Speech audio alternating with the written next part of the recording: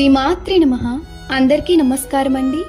లలితా సహస్రనామంలో 85వ శ్లోకం. నిత్య క్లిన్నా నిరుపమా నిర్వాణ సుఖదాయిని నిత్యా షోడశికారూప శ్రీకంఠ అర్ధ శరీరిని.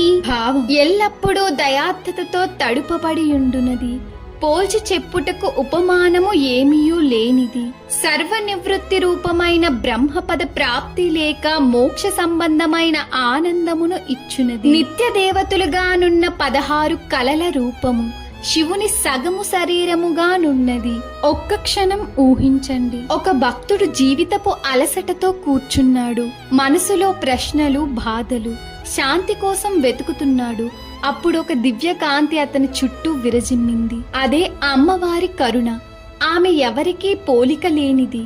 ఆమె సన్నిధిలో మనసు మెల్లగా ప్రశాంతమవుతుంది, భయం తగ్గుతోంది, ఆత్మలో ఒక లోతైన ఆనందం పుడుతోంది.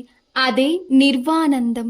ఆమె శివశక్తి ఏకత్వంగా విశ్వాన్ని కాపాడుతోంది. నిజమైన శాంతి బయట ప్రపంచంలో కాదు, దైవంతో కలిసిన హృదయంలో ఉంటుంది. మనము అంతరంగ శాంతిని వెతికితే జీవితంలో నిజమైన ఆనందం దొరుకుతుంది.